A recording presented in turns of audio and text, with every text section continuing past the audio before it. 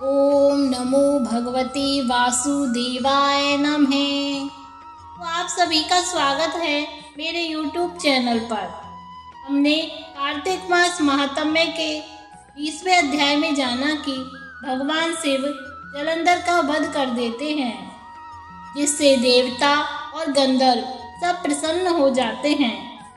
इससे आगे का वर्णन हम अगले अध्याय में जानेंगे। तो आइए अब शुरू करते हैं कार्तिक मास महात्म्य का 21वां अध्याय। तो प्रेम से बोलो बाके बिहारी लाल की जय, भगवान विष्णु की जय। अब ब्रह्मा आदि देवताओं ने नतमस्तक होकर शंकर जी की बड़ी स्तुति की और कहा, हे प्रभु, आप प्रकृति से परे परब्रह्म और परमेश्वर हैं। आप निर्गुण निर्विकार व सबके ईश्वर होकर भी नित्य अनेक प्रकार के कर्मों को करते हैं।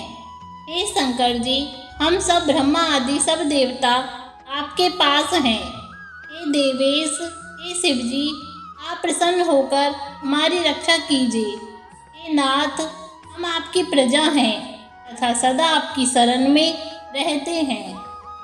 राजा पृथु से नारद जी ने कहा, जब इस प्रकार ब्रह्मा आदि सब देवताओं और मुनियों ने शिव जी की अनेक प्रकार से स्तुति करके उनके चरण कमलों का ध्यान किया, तब उसे सुन देवताओं को वर देकर शिव जी वहीं पर अंतर ध्यान हो गए।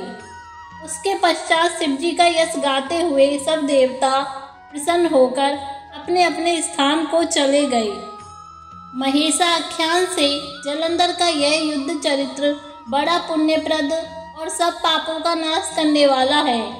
यह सब सुखदायक और महेश को भी आनंददायक है। जो इन दोनों आख्यानों को पढ़ेगा और सुनेगा, वह सुखों को भोगकर अंत में अमर पद को पाएगा।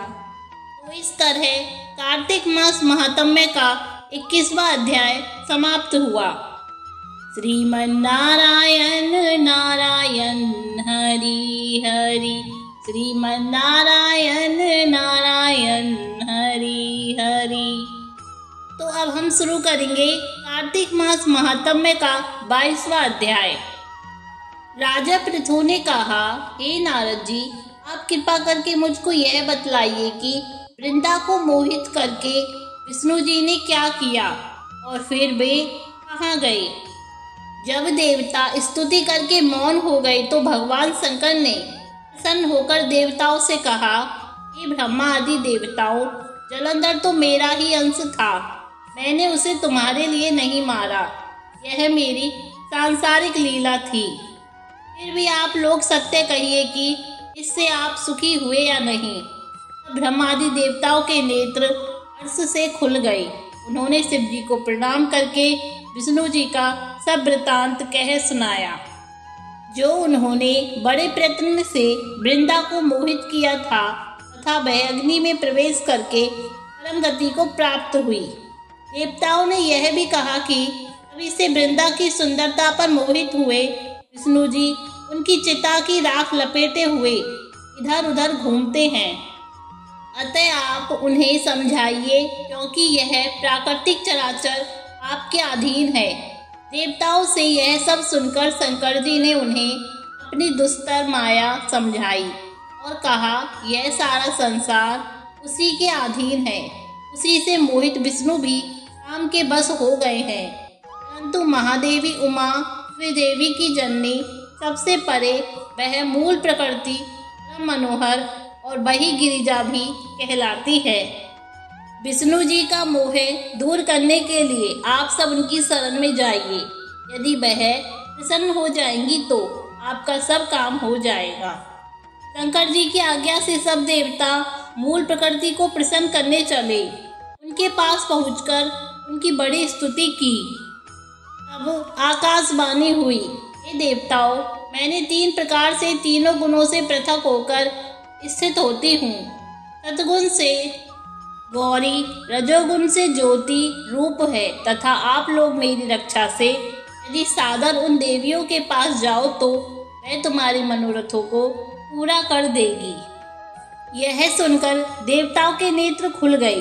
वह भगवती का आदर करते हुए गौरी, लक्ष्मी सरस्वती को प्रणाम करने लगे।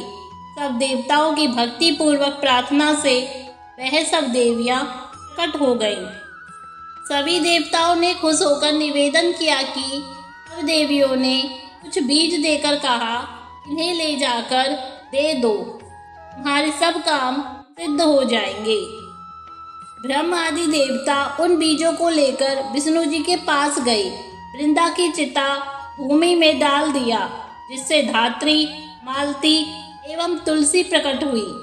विष्णु जी ने ज्यों ही उन स्त्री रूप वाली वनस्पतियों को देखा तो वह उठ बैठे।